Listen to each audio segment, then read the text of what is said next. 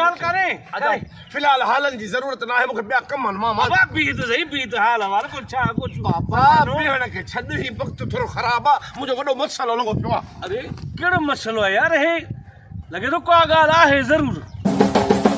वाले जी यार ओ मुजी खट खणी है मेहमान के हिन मल खटू याद थियो जन मुके कम लगो पिया मैं वांदो ना है जे ने मुके खट वापस अडी तो साडी खावा कोन ठो मोबाइल सुठो जो मिली है यार ओ कल तो के मां खरायो ने खाण पीण गाल के खत्म कर मुके बिया खोर कमल में वांदो ना नहीं यो सदाई ड्रामो न कदो कर त खाण पीण जे तुंजो वारो तो जे तू मना यो खाण पीण खत्म आ भाग्य सन वारो मिलन तासी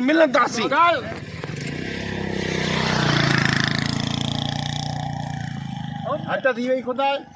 सुबह सुधरी देख खबरे मोवाली तकड़ो वने बियो तो सा मिलियो जा हां मुसा मिलियो मां समझा तो को मसलो तो गलाय मसलो कोन त रुगो ड्रामे बाजी आ जदी असा कणायू खरायू सादा याद दस ए जन में पेंजो वारो तो त पो मसला त हे दस हां आज चयो ही ने ता के कढ़ाई खाराइंदो हल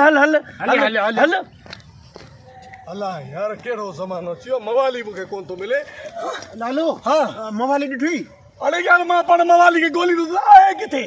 हाणी असा मिलियो बुधाई से लड़े अब मिलियो मुसा पर डाडी तक करेस मां समझा तो को माल हत के दस वर में लिखल दस ना या बेवाजिबी ना है मतलब खाऊं पीऊं सब शे असा जे में खर्च ता कयू असा हले तो गडजी आई डबल कढ़ाई तो खाए ओ मिसाल न त खाइण मल गड सुमण मल मस्जिद में हिंयर तकड़ो इने भी वनी वर खयो मुझे ख्याल में कुछ अथस लिखल दस ले मुई उबदाड़े में कांच जे हेठों को पासे और को खीसो तस कांच जो या को लगे तो कमीज जा आसे पासे में का सदरी का गिड्डी अंदरों तस को माल तस यार यो ना अकेलो माल तो खाए हूं असा हल अरे वडो किन्नु आ चरिया जमीन खोटरे उने में सामान लिकाइंदो हलो गोली उठा हलो हां